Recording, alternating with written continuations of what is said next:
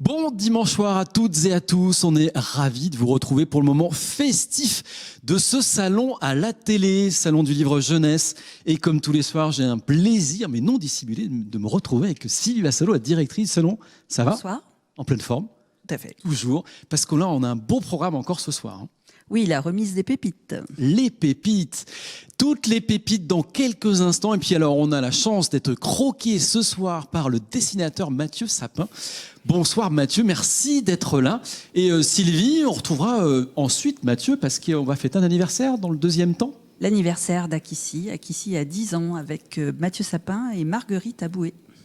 Alors, les pépites, on avait quand même une belle sélection. Il y avait quoi, une vingtaine de titres en compétition ? Oui, tout à fait. Il y avait une vingtaine de titres en compétition qu'on va voir à l'écran défiler. Et c'est un prix, les pépites, Salon du livre de jeunesse, France Télévisions. Alors pendant que défile cette très belle sélection d'ouvrages pour l'année 2020, c'était bien difficile de choisir. Je vous rappelle donc le principe des pépites. 20 ouvrages sélectionnés au départ, 5 par catégorie de pépites, livres illustrés, fiction junior, fiction ado, bande dessinée. Chaque catégorie de pépites a son jury, de jeunes lectrices et de jeunes lecteurs recrutés en tout début de l'automne en complicité avec France Télévisions. Le jury de la Pépite d'Or est composé de 9 journalistes, critiques, spécialistes de littérature de jeunesse. C'est un jury transgenre puisqu'il délibère tout genre confondu. Nous avons annoncé comme chaque année le palmarès le premier jour du salon. Et maintenant, nous avons le plaisir de remettre les trophées aux auteurs en vrai, avec des représentants des jurys de jeunes lecteurs et des représentants du jury professionnel. Super. Et on va commencer avec les livres illustrés. Mais tout d'abord, pour mémoire, rappel des lauréats de ces pépites France Télévisions. Les pépites du Salon du livre et de la presse jeunesse France Télévisions viennent d'être décernées par de jeunes lecteurs. Pépite livre illustré, Le caramel du Jurassique de Roxane Lumeret. Pépite fiction junior, Carmin volume 1, Le garçon aux pieds sabots d'Amélie Sarne. Pépite bande dessinée, Amma le souffle des femmes de Franck Manguin et Cécile Beck. Pépite fiction ado, J'ai vu Sisyphe heureux de Caterina Apostolopoulou. Pépite d'or, ABC de la nature de Bernadette Gervais. Première pépite, Sylvie, c'est la pépite du livre illustré. Alors, il y avait 5 livres illustrés en compétition. Et le gagnant est Le caramel du Jurassique de Roxane Lumeret aux éditions Albin Michel Jeunesse, collection Trapèze. Un trait incisif et coloré, un album bien actuel et bourré d'humour qui raconte la grande aventure d'une autruche évadée du zoo, qui va découvrir l'histoire de ses origines et réussir grâce à la solidarité de ses compagnons d'évasion à... Bon, finalement, je ne vais pas vous raconter la fin. Peut-être que Noah, qui est avec nous, le fera. Je ne sais pas. Bon, et elle est avec nous, l'autrice et illustratrice Roxane Lumeret. Merci beaucoup d'être là. Avant qu'on écoute Noah, Noah avait des compères puisqu'il n'était pas le seul à décider. On va écouter tout de suite une chronique de votre livre par Tiléli. Bonjour, je vous présente Le caramel du Jurassique de Roxane Lumeret, qui est un livre génial. Je l'ai lu, ça m'a emporté dans l'histoire. On ressent les sentiments de l'autruche, qu'elle n'a jamais connu sa famille, qu'elle est sortie de son œuf, elle était dans un zoo entre celle du zèbre et du tigre. Peut-être que vous ressentez pas le même sentiment que moi pour l'autruche, mais moi si. Voilà, Tiléli, elle a adoré. Hein. Toi, Noah ? Moi, pareil. Hein. Tu as beaucoup aimé ?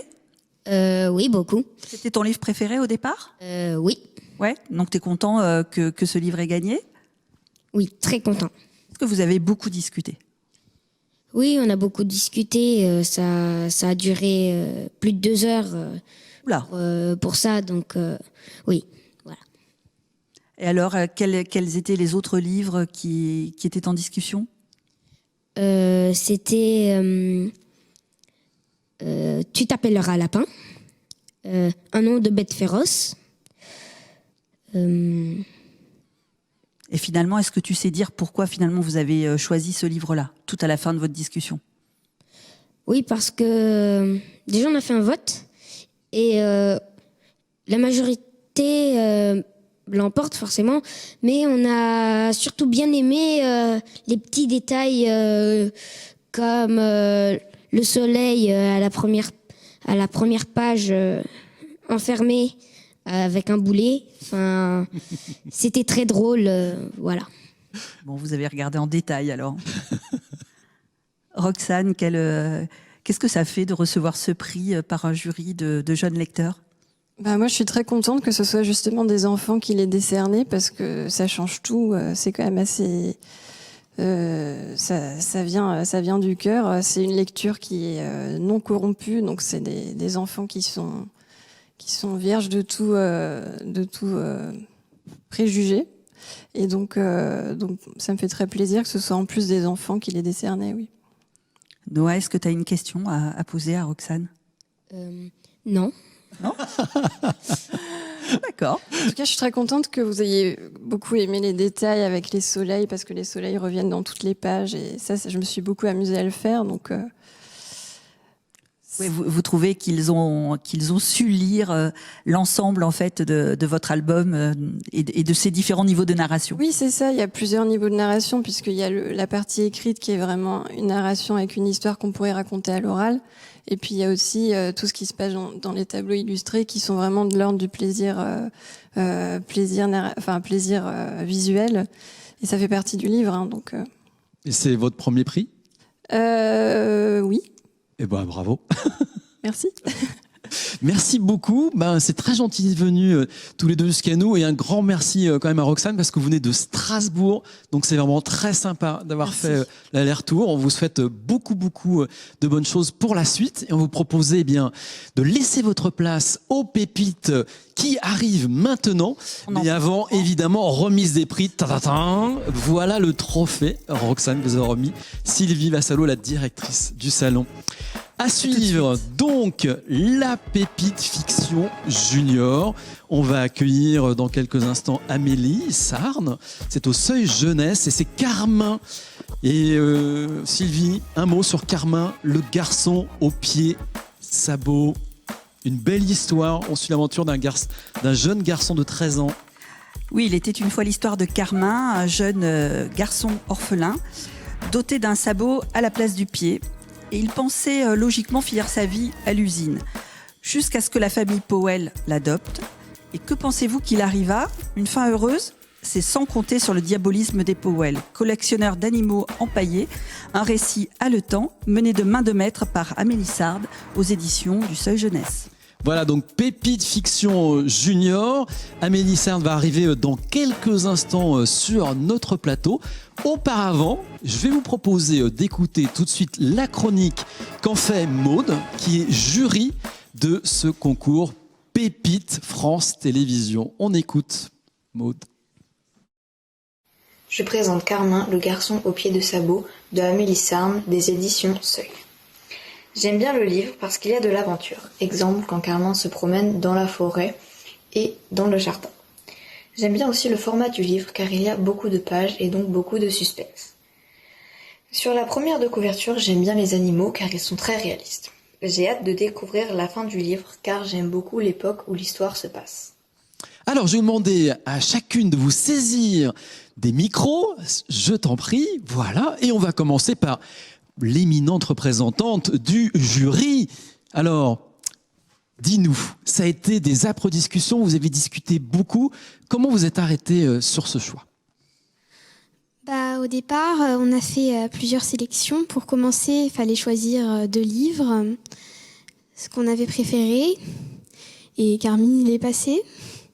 Et ensuite, après, il a fallu choisir entre les 2 finalistes. Et on a choisi Carmin. J'ai beaucoup aimé ce livre. Ah oui, dis donc, t'as l'air. Ah oui. Pourquoi? Raconte-nous. Alors, qu'est-ce qui t'a plu? Déjà, tu ne t'ennuies pas parce qu'il y a plein de genres différents. Dès que t'es rentré dans le livre, tu peux plus le lâcher. Tu l'as lu en combien de temps? 2-3 jours. Ah ouais, bien. Ça m'a beaucoup plu aussi. Les descriptions sont bien faites. T'as vraiment l'impression d'être dedans. C'est génial. Il y a plein de genres différents. Il y a du suspense. Formidable. Vous avez trouvé votre attaché de presse. Bon, racontez que vous aviez bien aimé aussi la tristesse de ce livre et ce qu'il raconte. Ah bon? C'est Samuel qui a dit c'est un peu fantastique, mais pas trop. L'aventure, le suspense et la tristesse ressentie. Bah, c'est surtout aussi le fait qu'on le ressente, quoi, qui est bien.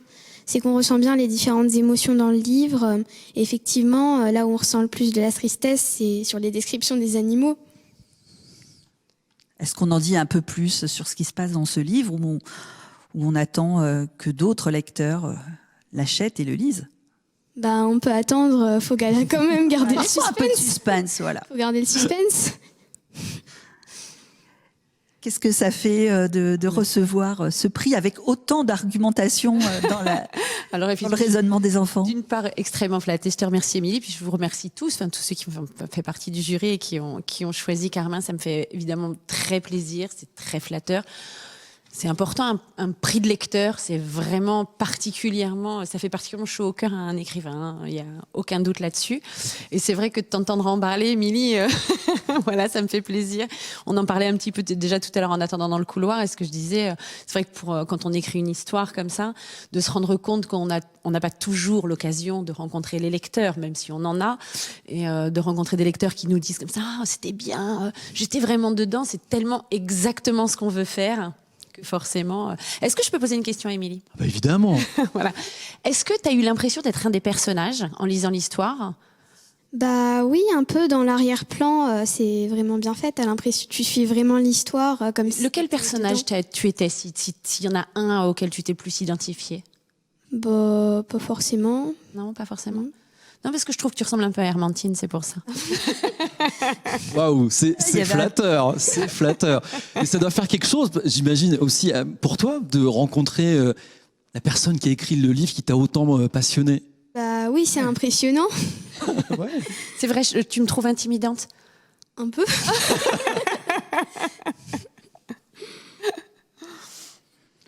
Bon, bah, bravo. Ben, merci beaucoup. Bravo, merci, vous remettre... merci encore à vous pour voilà aussi tout ce que vous faites pour les livres. Alors c'est vrai que je suis super contente bien sûr d'avoir le prix, mais pour dire la vérité, j'étais déjà très contente d'être sélectionnée. Donc voilà, il y avait plein d'autres beaux romans dans la sélection. Exactement. Tu nous l'as pas dit, mais c'est vrai qu'il y a eu des réunions très longues des jurys d'enfants et ils ont pas mal débattu avant de se mettre d'accord. Alors le prix vous est remis par Sylvie. Et à suivre la pépite bande dessinée. Donc on va vous demander de bien vouloir libérer la place. Bravo encore et félicitations. Et à suivre donc Ama, le souffle des femmes, Sylvie. De Franck Manguin, Cécile Beck, aux éditions Sarbacane. Une longue bande dessinée, 110 pages. Tout à fait, je vais le temps que je retrouve mon papier que je n'ai pas mis dans l'ordre. Une histoire qui se passe à l'été 1962. Le jury. Oui, alors Ama, le souffle des femmes, c'est un récit superbement construit, un trait épuré et juste 3 couleurs. Les jeunes jurys l'ont vraiment remarqué pour une plongée dans les années 60 sur la petite île de Egura, au Japon. Franck Manguin au scénario, Cécile Beck au dessin, pour un récit intime au cœur d'une société matriarcale de pêcheuses-plongeuses. Ama, le souffle des femmes, pépite de la bande dessinée 2020, publiée aux éditions Sarbacane. Alors, on a hâte de savoir pourquoi les jurés vous ont choisi, qu'est-ce qu'ils en disent. Alors, ce qui est intéressant, c'est qu'ils ont réalisé une petite chronique, une critique de votre œuvre. On va écouter tout de suite Mathilde. J'ai beaucoup aimé la BD Ama, le souffle des femmes, car on suit l'histoire de Nagissa, une jeune femme qui apprend le métier d'Ama, un métier qui consiste à pêcher des coquillages dans les fonds marins et qui est pratiqué par des femmes fortes, libres et indépendantes.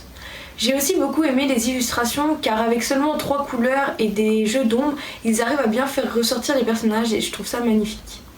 La couverture aussi est très belle, avec le dégradé de bleu qui rappelle les fonds marins et Nagissa en tenue traditionnelle d'Ama. C'est pour ça que j'ai aimé le livre Ama, le souffle des femmes. Merci Mathilde. Et Virgile, qu'en as-tu pensé ? J'ai bien aimé le livre parce que je l'ai trouvé très bien construit. J'ai bien aimé la construction en 3 phases. J'ai bien aimé aussi l'assemblage de 3 couleurs et le fait qu'on découvre un métier encore peu connu jusqu'alors par le monde. Alors nous qui avons aimé ce livre aussi avant toi, quand on l'a sélectionné, quand on m'a raconté ce que vous avez dit dans ce jury, j'ai été complètement épatée par votre capacité à analyser, évidemment à aimer l'histoire, mais également à analyser la narration et tous les éléments graphiques, scénaristiques. Ça vous fait le même effet ? Oui, enfin, j'ai pas trop compris en fait la question. Non, je veux dire que ce que vient de dire Virgile quand il explique les couleurs, le scénario, à la fois la plongée dans le Japon, enfin cette plongée dans une histoire de femmes plongeuses qu'on ne connaît pas, qu'on connaît très peu, déjà notre génération, mais la sienne. C'est vrai que l'idée c'était de faire découvrir, de comprendre comment le scénario à la fois et les dessins permettent d'entrer dans cette histoire. Moi, je suis très impressionnée de la manière dont ils en parlent. Ouais, c'est vrai que à la base, en plus, enfin, on s'était fait la réflexion, on n'avait pas forcément orienté la bande dessinée à des jeunes, mais ils ont, enfin, que ça soit des ados justement et des jeunes qui donc décerné ce prix, c'était plutôt intéressant parce que ils sont vraiment appropriés l'histoire et la progression de l'héroïne, je pense. Donc c'est vraiment intéressant. C'est intéressant, Cécile, aussi d'avoir le retour. Ils ont vraiment disséqué votre travail. Hein. Ben oui, ça me fait super plaisir. Et puis, c'est vrai que on se disait avec Franck, c'est un récit initiatique en fait. Quelque part, c'est l'histoire de Nagisa qui grandit sur cette île et qui évolue. Et donc, le fait que ça ait parlé à des jeunes, je trouve qu'en fait, ça a du sens aussi. Donc, voilà.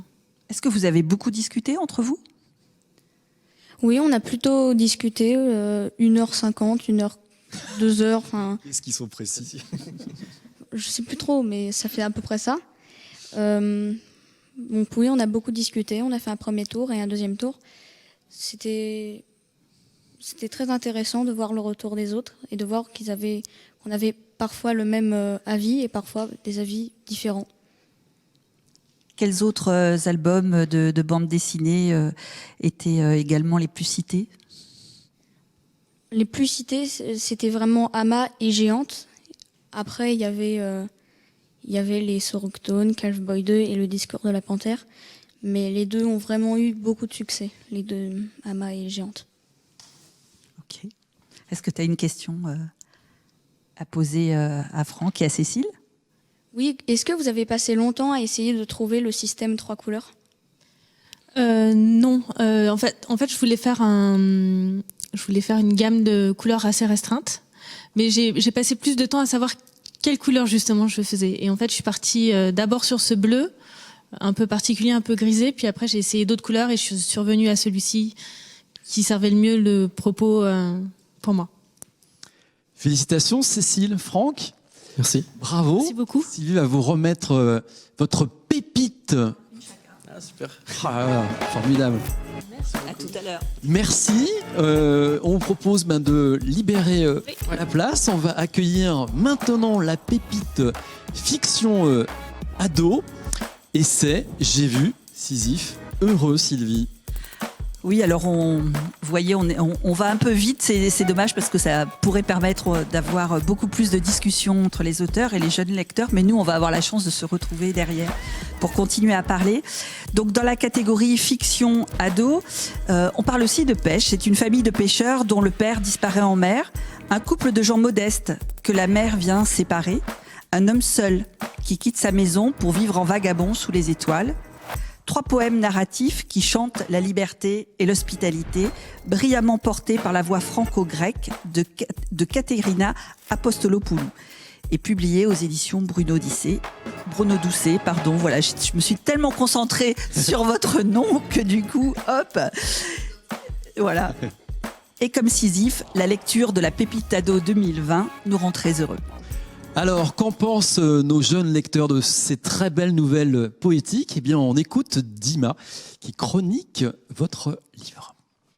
Albert Camus a dit « Il faut s'imaginer Sisyphe heureux. S'il avait lu ce livre, il l'aurait vu. » Ce livre est composé de 3 textes poétiques, 3 témoignages enfouis sous les vers et la prose de son auteur gréco-française. C'est le recueil des paroles pleines de sens de 3 gardiens de l'humanité, 3 hommes ou femmes qui, dans leur histoire, incarnent la grandeur de l'homme avec un grand H, des personnages qui remettent à l'ordre du jour les valeurs humaines originelles et qui vous invitent à les redécouvrir. Bonne lecture. Voilà, une bonne lecture apparemment pour tous les membres du jury. Elissa, convaincue aussi. Les 3 destins vous ont ému? Moi, j'ai beaucoup aimé tous les livres, mais mon préféré de base, c'était J'ai vu Sisyphe heureux. Et au départ, on était plutôt partagés parce que la majorité était pour un autre livre. Et en seconde position, il y avait J'ai vu Sisyphe heureux. Et puis, donc, avant de revoter une deuxième fois, on s'est reconcerté pour redonner nos avis et puis donner des arguments et puis voir pourquoi exactement on aimerait donner le prix, quel sens on aimerait lui donner. Et c'est à ce moment-là que tu as été persuasive, j'ai l'impression. Tu as défendu ton titre. Oui. Quel argument t'as trouvé alors? En fait, on était tous plus ou moins d'accord pour dire que si on est dans une librairie, si on voyait ce livre, c'est pas le premier livre qu'on prendrait. Parce qu'il est... Enfin, c'est pas vraiment comme le roman qu'on lit généralement. Et on s'était dit que ce serait sympa de donner plus de visibilité au roman de cette manière en lui donnant un prix, parce que en soi le livre est vraiment super. On a beaucoup aimé l'idée de faire une page en grec et une page en français, et puis même la couverture elle était super. Voilà, c'est un vrai jury qui s'est posé la question de sa prescription et qui s'est dit c'est important de primer un livre de poésie. Qu'est-ce que ça vous fait, Katerina? Alors moi, je trouve ça... Enfin, je suis extrêmement touchée. Déjà, j'étais très émue d'être élue dans la sélection des pépites et je trouvais ça génial d'avoir un recueil de poésie parmi des romans. Mais j'avoue que je ne m'y attendais pas du tout. Et quand j'ai entendu, j'ai appris comment ça s'est passé pendant la délibération du jury. Alors là, voilà, un argument comme ça, venant de la jeunesse, de l'adolescence, qui dit il y a un livre qu'on a beaucoup aimé et c'est vrai que les autres auront un destin plus glorieux. De toute façon, ce sont des romans. Donnons cette occasion à la poésie aussi. Je sais pas quoi dire. Vraiment, je trouve ça extraordinaire. Vraiment, vraiment. Et je vous remercie profondément. Et j'ai d'ailleurs déjà fait la demande de rencontrer tous les jurys parce que ils m'ont épaté. Chance.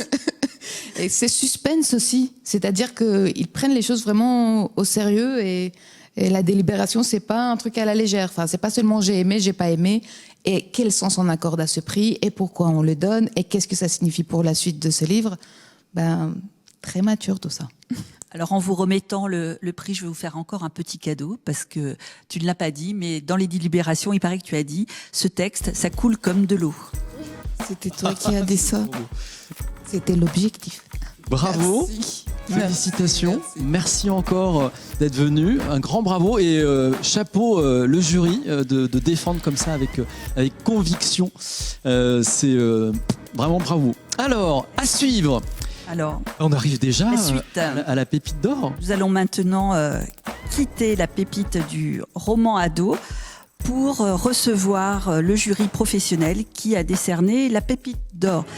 Alors, je profite du temps d'entrée des membres du jury qui sont ici présents pour dire que ce jury professionnel est composé de critiques littéraires, Michel Abesca de Télérama, Raphaël Bott de Lire, Joseph Jacquet de France Télévisions, Laurence Houot de France TV Info, Laurent Marsic de RTL, Cécile Ribocaillol de France Info, Frédéric Roussel de Libération, Ramona Badescu, auteure, présidente du Salon du Livre de Jeunesse, et moi-même.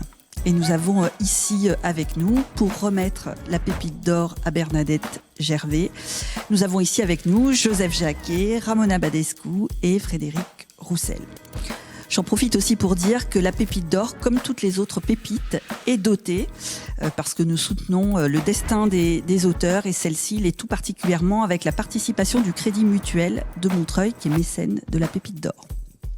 Voilà, magnifique imagier. C'est pas un énième imagier. On va en parler dans quelques instants. Mais avant, on aime bien que les membres du jury chroniquent le livre. Et comme il est à destination des plus jeunes, on écoute Clémence.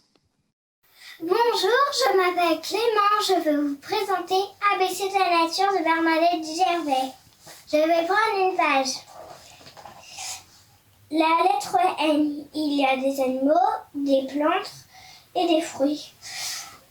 Les animaux et les plantes et tout ça sont prêts à sortir du livre. J'espère que vous aimerez autant que moi. Merci et au revoir. Voilà, Clémence qui est un petit peu plus grande que votre livre. Prenez le micro si vous voulez. Alors, bien. Avant de donner la parole à Bernadette, nous aussi, comme jury professionnel, nous avons beaucoup discuté et nous avons délégué à Ramona Badescu le soin d'expliquer notre choix. Comme ça, Bernadette, vous saurez tout. D'accord. Secret de délibération.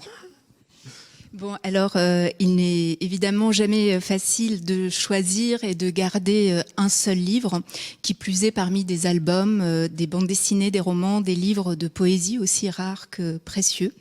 Il n'est pas facile de choisir ensemble, de trouver un consensus, une palpitation qui accorde nos cœurs à l'unisson. C'est pourtant ce que notre jury a dû faire dans cette sélection, une fois de plus dense, diverse, diversement enthousiasmante. Il y a eu la rencontre de langues bouleversantes, de constructions narratives haletantes, des univers lointains qui se sont imposés, des images qui sont longtemps restées. Nous avons suivi avec curiosité et appétit 20 propositions singulières. En cette année si particulière, si particulièrement emplie de doutes, de peurs, d'inquiétudes, d'éloignement, notre jury a choisi de récompenser un livre généreux. Un livre à l'apparente simplicité d'un classique. Un livre pour tous, y compris les bébés. Un livre qui invite à observer ensemble, à s'enthousiasmer des choses simples, quotidiennes, qui rend hommage à la collection, à la mémoire, à la diversité du monde qui nous entoure. Le monde vivant des plantes, des animaux, des insectes. Un monde fragile, en train de basculer, qui appelle notre protection. Mais comment protéger quelque chose que l'on méconnaît, que l'on ne peut nommer? Savez-vous vraiment comment fleurit le quinoa? Qui sont le xérus, le quiscal bronzé? Quelles sont les couleurs du plumage du chardonneret? Le livre bouleversant d'optimisme de Bernadette Gervais, ABC de la nature, aux éditions Les Grandes Personnes, dans un format exceptionnel, aux couleurs vibrantes, aux matières subtiles, nous invite à ça, sensiblement. Parce que ce livre-là convoque la mémoire de l'enfance en cascade pour les plus vieux d'entre nous et ouvre un monde habité pour les plus jeunes parce qu'il offre un monde insoupçonné à tous. Nous avons choisi de le récompenser. Bienvenue dans un livre qui dit et montre avec élégance la diversité dans sa splendeur. Bienvenue là où une fleur n'est pas une fleur, mais une jonquille, un perce-neige, une tulipe, un dahlia. Les papillons ne sont pas un, mais Vulcain, pan du jour et si proche de la noctuelle, qui est pourtant une mythe. Bienvenue là où une abeille est différente d'un frelon, mais tous deux ont leur place à leurs lettres respectives. Bienvenue dans un monde rangé dans l'ordre de notre alphabet, qui nous présente à égalité du connu et de l'inconnu, qui n'est peut-être pas le même pour tous. Bienvenue dans un livre qui invite quiconque le souhaite dans la langue française. Bienvenue dans un livre qui, plus grand que nous, et pas seulement par sa taille, que l'on peut relire 1000 fois si nécessaire. Bienvenue dans le très bel univers que Bernadette Gervais tisse depuis longtemps et que Brigitte Morel, son éditrice, accompagne depuis ses débuts. Nous sommes tellement heureux pour cette deuxième année consécutive de nous joindre au Crédit Mutuel qui dote cette remise, tu l'as dit, la pépite d'or. Voilà, on est très heureux, Bernadette Gervais, de te remettre cette pépite d'or pour l'ABC de la nature.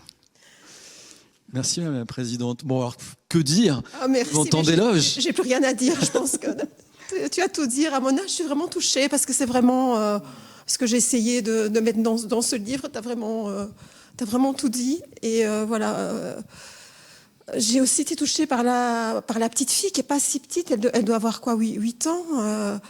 Et j'ai vu aussi des enfants de 2 ans plongés dans mon ABC. Donc, c'est vraiment... je trouve ça fantastique que ça va être un livre qui va pouvoir accompagner les enfants longtemps.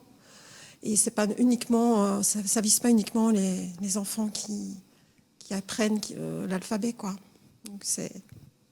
Alors nous aussi, on a beaucoup discuté et on va profiter du fait que nous avons avec nous 2 membres du jury pour éventuellement redire aussi ce qui, du point de vue de notre discussion, nous a porté finalement vers l'album.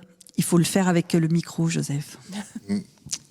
Oui, c'est vrai qu'il y a eu le débat, pour en avoir fait quelques-uns maintenant depuis quelques années, la soirée ou la matinée de discussion qu'on a autour de la pépite d'or, c'est toujours des grands moments de discussion, parfois où le ton monte, même parfois. Cette année, c'était pas le cas, c'était difficile. Je dois te dire, c'était long, mais ça, c'était plutôt agréable d'avoir cette longue discussion. Mais c'est toujours très difficile. Il y a un panorama qui est devant nos yeux, comme ça, de la littérature pour les enfants qui est très large, très varié. Donc, on a beaucoup discuté, mais l'ABC de la nature, c'est vrai que déjà, quand on est juré, on a cette chance-là, on reçoit un carton avec plein de livres. Donc ça, c'est déjà Noël avant Noël.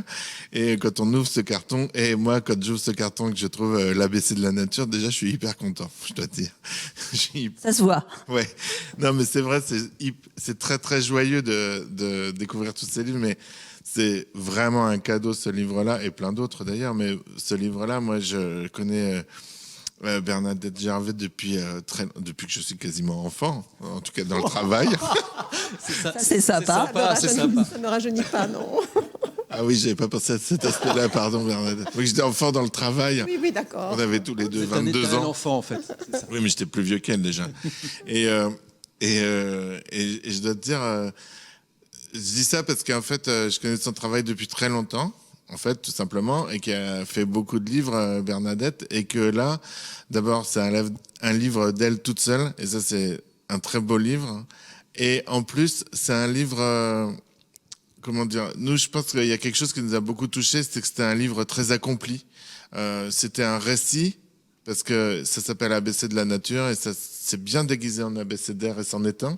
Mais c'est aussi un grand récit très intime. Et ça m'a particulièrement touché, je dois dire, dans la lecture de ce livre-là. Voilà. On peut dire aussi que Bernadette Gervais a fait 2 autres très beaux albums cette année. Et du côté de l'équipe du Salon, on a hésité pour savoir quel livre on mettrait dans la sélection de Bernadette Gervais. Il y en a un qu'on n'a pas mis dans la sélection, mais que vous pouvez voir dans l'exposition du Salon qui se tient place Aimé-Césaire à Montreuil. On échange. Frédéric, est-ce que tu veux ajouter quelques mots ? Je crois que c'est vrai qu'on a débattu pas mal du choix, mais je crois qu'on s'est assez rapidement rallié au livre de Bernadette, parce que un abécédaire, c'est ce qu'il y a de plus évident, de plus simple, je trouve, pour l'enfance, et je trouve que ça raconte plein d'histoires en fait. À chaque animal, à chaque végétal, etc. On peut raconter une histoire à un enfant, et un enfant peut se raconter une histoire. Et je trouve que c'est le plus beau choix qu'on ait fait, finalement, tous ensemble. Là. Mais merci. C'est aussi, si je peux rajouter juste un petit mot, un livre qui amène à ouvrir d'autres livres, à faire d'autres recherches, parce qu'on sort de ce livre rempli de questions, en plus des émotions traversées. Merci pour ce moment que nous avons passé dans l'abécédaire et que nous allons repasser longtemps. Et on va demander à Madame la Présidente peut-être de remettre le prix à Bernadette Gervais. Et on remercie Mathieu Sapin de croquer tous ces moments depuis le début. C'est très gentil à lui. Merci. On va le retrouver dans quelques instants pour fêter l'anniversaire d'Akissi. Félicitations encore Bernadette Gervais. On va vous demander à tous de libérer le plateau parce qu'on va accueillir nos nouveaux invités. Et au préalable, je vous propose de redécouvrir le palmarès de ce salon 2020, 36e édition du Salon du Livre de la Presse et du Livre Jeunesse en Seine-Saint-Denis à Montreuil. Les pépites du Salon du Livre et de la Presse Jeunesse France Télévisions viennent d'être décernées par de jeunes lecteurs. Pépite Livre Illustré, Le Caramel du Jurassique de Roxane Lumeret. Pépite Fiction Junior, Carmin Volume 1, Le Garçon aux pieds sabots d'Amélie Sarne. Pépite Bande Dessinée, Ama le Souffle des Femmes de Franck Manguin et Cécile Beck. Pépite Fiction Ado, J'ai vu Sisyphe heureux de Caterina Apostolopoulou. Pépite d'or, ABC de la nature de Bernadette Gervais.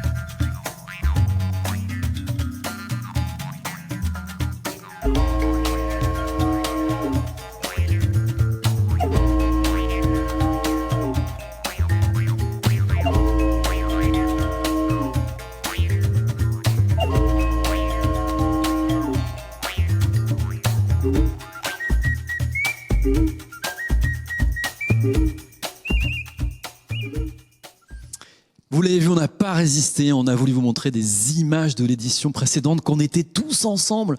Ça fait tellement du bien. Bon, là, on n'est pas nombreux, on est entre nous, mais vous nous regardez. On vous remercie beaucoup de suivre la télé du Salon du Livre Jeunesse depuis mercredi. On espère que ça vous réchauffe le cœur. On espère tous vous retrouver très, très bientôt. Et avec Sylvie, on aime ces moments festifs. Donc, jingle anniversaire avant de retrouver Tout à fait.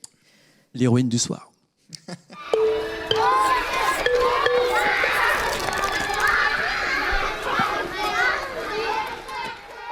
Bon, Sylvie, happy birthday à Kissy. Oui, Akissi a 10 ans, et même si elle ne tient pas en place, nous, au Salon du Livre de Jeunesse, nous aimons la suivre de près depuis tout ce temps. Faites comme nous, vous ne serez jamais déçus. Akissi a une maman, Marguerite Aboué, au scénario, et un papa, Mathieu Sapin, au dessin, et surtout pas mal de copains. Petite fille espiègle dans le quartier de Yabougon, en Côte d'Ivoire, Akissi croque la vie à toute vitesse. Et aussi, nous allons devoir aller à toute vitesse, car nous avons la chance de disposer de nombreux documents qui révèlent les secrets de fabrication des aventures d'Akissi. Ce serait dommage de ne pas les voir tous. Donc, chose un peu inhabituelle pour moi, nous avons construit cette interview dans l'ordre pour que vous puissiez suivre avec nous tous les chemins de la création d'Akissi. Alors on va commencer par montrer en dessin à quoi ressemble Akissi, parce que nous l'avons ici sur le plateau dans les livres, et d'où elle vient. Donc là, vous avez une petite carte qui permet de voir d'où vient Akissi et quelques premiers dessins qui passent à l'écran. C'est juste pour nous mettre en appétit et pour voir qui est Akissi. Mais j'ai vu tout à l'heure avec Noah que tout le monde connaît Akissi finalement. Noah, 10 ans, il connaissait Akissi. On va passer aux photos. Parce que dans la manière dont dont vous travaillez, je crois, la photo, en tout cas l'image réelle, est un moyen de documentation qui est important. Donc j'espère que nous allons voir les photos dont je parle. Et non, c'est pas des photos, ce sont toujours des dessins. Bon, si, c'est des photos. C'est moi qui vois mal. En Côte d'Ivoire. Voilà. Donc c'est des photos de la Côte d'Ivoire et je crois, Marguerite, qu'au démarrage, c'est ce que tu faisais, de ramener des photos, mais ça, ce sont plutôt des photos de Mathieu. Oui, ça, ce sont tes photos, mais sinon, j'en ai fait des milliers de photos. Oui, enfin, on peut... Mettre ton micro un peu plus... Oui, pardon. On peut expliquer un petit peu comment on travaille. Oui. Je te laisse commencer, parce que c'est quand même le scénariste. Alors moi, j'ai une manière très particulière de travailler. J'ai un carnet. Alors on va pouvoir voir les carnets de Marguerite, les croquis de Marguerite sur ses carnets, parce que c'est intéressant de voir comment elle fait le premier scénario. C'est vrai que quand on parle de scénario, on n'explique pas toujours aux enfants ce que c'est un scénario, et quand on voit ton travail sur les carnets de croquis, on comprend mieux. Voilà, ça, ce sont mes croquis. Alors, je raconte toute l'histoire comme ça, le sujet que j'ai envie d'aborder, et Akissi, on la reconnaît, c'est la seule d'ailleurs qu'on reconnaît, puisqu'elle a toujours ses tresses. Ses tresses. Et je fais tout le découpage, je raconte toute l'histoire comme ça. Et qu'on pourrait publier comme ça, hein. Je pense que... et ensuite... Je montre ces super beaux croquis à Mathieu qui se débrouille après. Mais on parle quand même. On discute. On parle. Elle me raconte aussi ce qu'elle avait en tête et puis. C'est ce que j'allais demander en fait. Oui. Toi, tu dans un premier temps, tu fais ton récit de bout en bout comme ça. Donc on n'a pas dit, mais dans Akissi, il y a plusieurs scénettes en fait. Hein. C'est plusieurs histoires. Il y a 7 histoires. Il y a dans un tome, il y a plusieurs histoires courtes à l'intérieur qui sont très calibrées. Donc toi, tu as déjà en tête quand tu envoies ton travail à Mathieu, quand vous commencez à discuter, tu as déjà en tête toute l'histoire. En fait, au départ, non, pas du tout. Non, pas du tout. C'est vrai qu'au départ, lorsqu'on termine un album, après on veut juste avoir le retour, se reposer, et puis surtout avoir des retours un peu des lecteurs, s'ils ont apprécié ou pas. Et puis il y a un moment quand même. L'éditeur nous dit, mais il faut peut-être penser au suivant. Et là, avec Mathieu, je lui dis, mais je ne sais pas quoi raconter. Et Mathieu me dit, même si, tu vas trouver. Non, parce que ce que tu n'as pas dit quand même, c'est qui est Akissi. Ah oui, non, mais je pense que depuis le temps, ça fait 10 ans, je pense que les enfants savent quand Mais même. là, on est à la télé, il y a plein de gens, il y a la France entière nous regarde. Là. Alors, tu sais, tout à l'heure, je t'ai demandé, on a parlé photos, on se comprenait pas, et ben on a retrouvé une photo de Marguerite Aboué, petite, qui va nous aider à comprendre qui est Akissi. Alors cette photo, je fais un peu de la pub, elle est dans la pose Kiboukine, qu'on peut voir aussi sur la chaîne télé, voilà. Alors raconte-nous. Alors cette photo, j'ai 7 ans et je suis, c'est moi qui fais le pitre. Et mon grand frère, Fofana, et Victorine, ma grande sœur. Et en fait, on rentrait de l'école et on a un tonton qui nous dit venez, je vais vous faire des photos. Et c'est tellement rare parce que nous, quand on va faire des photos, on va chez un photographe et on est bien habillé. Faut pas qu'on sourie, on nous place pendant des heures. Et là, mes frères, automatiquement, ils ont entendu photo, ils se sont figés, comme chez le photographe. Et moi, je me suis dit, c'est l'occasion de faire ce qu'on fait jamais chez le photographe. Et j'ai fait cette grimace. Et ma mère, après, qui m'a engueulée, mais on peut jamais faire du sourire avec toi. Et j'adore cette photo parce que ça raconte vraiment tout ce on était vraiment des petits casse-cous quand même. Vous avez un petit côté Akissi, quoi, parce que vous faites des pitreries comme elle, des bêtises, c'est ça? Ou elle a ou c'est elle, c'est vous, c'est pas? Non, mais Akissi, c'est vraiment moi et ma mère qui lit de temps en temps les albums me dit mais en fait tu ne lui racontes pas tout. Elle découvre des choses.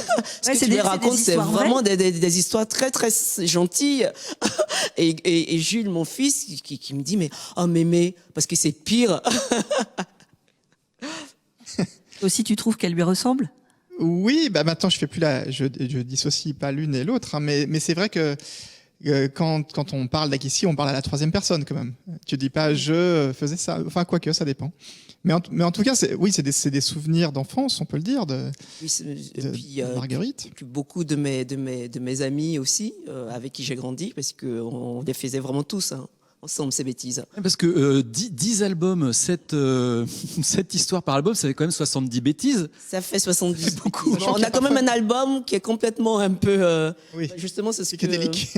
Oui. Où Akissi délirait beaucoup parce qu'elle a eu le palu. Et quand on a le palu, on s'invente beaucoup d'histoires. Donc ça, c'est vraiment ça. Ces bêtises-là, je ne les ai pas faites, vraiment. Mais dans certains épisodes, il y a plusieurs bêtises. Il n'y a pas une seule bêtise. Parfois, on peut en faire plusieurs par épisode. Mais moi, je pense que les enfants, mais ils font. Je pense qu'Akissi est normal, non? Il faut faire des bêtises. Il faut être curieux parce qu'en fait, Akissi, elle fait pas que des bêtises. Elle est curieuse. Elle essaie des choses. Et maintenant, oui, elle est aussi généreuse, elle est aussi enjouée, elle a plein de copains, elle est solidaire. Et quelles que soient les circonstances, parce qu'on peut un peu parler du dernier album qui vient de sortir quand même, qui est un peu particulier. Qui est quand même, Akissi, elle est comme tous les enfants. Cette année, c'est une année pas comme les autres. Donc elle était à la maison, beaucoup. Enfermée aussi chez elle, avec ses parents, ses frères et sœurs, et surtout aussi son animal de compagnie. Qui voulait absolument se cacher parce que tout le monde voulait le sortir aussi, le promener. Et oui, c'est important pour nous aussi de dire aux enfants que Akissi, elle est comme vous, elle vit aussi des moments difficiles parce que c'était difficile. Ouais, ça permet de dédramatiser, c'est important. Et qu'on est tous logés à la même enseigne.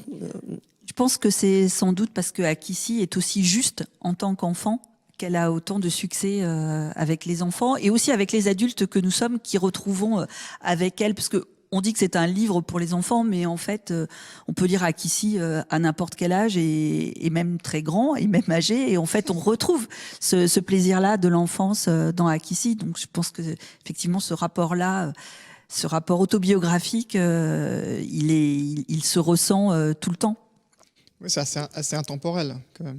Parce que quand tu dis c'est moi, mais ça pourrait se passer il y a quelques années comme maintenant. Oui, bien sûr. Puis en plus, quand je vais à Yopougon, justement, je prends un tabouret et je me mets dans la cour. Et puis forcément, je regarde les enfants faire des bêtises et ça m'inspire. En même temps, je me dis ça va, ils n'ont pas beaucoup changé, c'est les mêmes. Donc c'est rassurant. Et Mathieu, quand vous croquez Akissi, en fait, mais vous croquez Marguerite, moi, je ne sais pas comment vous faites la différence entre les deux. Vous avez dit qu'elles sont indissociables. Non, mais c'est vrai que là, ça fait quand même, comme on l'a dit, beaucoup d'albums. Donc, au bout d'un moment, ça se fait de manière assez naturelle. Alors, il faut préciser quand même que les personnages avaient été dessinés, leur graphisme avait été créé par Clément Aubrerie, le dessinateur d'Aya Diopougon. Et donc, Clément avait créé les dessins d'Akissi. Et puis ils m'ont proposé, Marguerite et Clément, d'assurer la série. Donc moi finalement je reprends un univers qui était un peu déjà en place et puis ça s'est fait de façon très naturelle, quoi. Oui. Ouais. Peut-être qu'on peut regarder les planches tes planches donc d'Akissi pour qu'on comprenne un petit peu comment tu travailles. Donc une fois que tu as reçu les carnets de Marguerite, vous discutez quand même un petit peu et puis tu passes à la réalisation de la planche de la BD.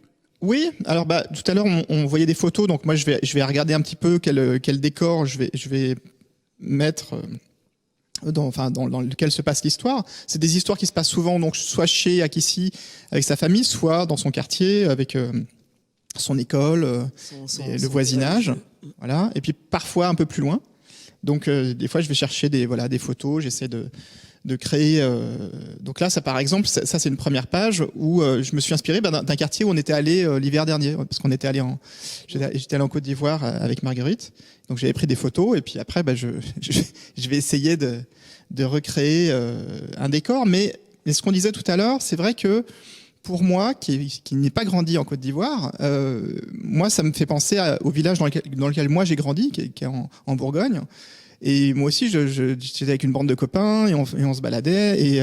Et même si il y a des éléments de décor, d'architecture qui sont plus ceux de la Côte d'Ivoire, mais l'histoire en elle-même, l'essence de l'histoire, reste une histoire d'enfants. Oui, tu te projettes aussi bien dans les histoires d'Akissi que. Oui, parce qu'elle dit, c'est moi. C'est toi aussi, en fait. C'est un peu moi aussi.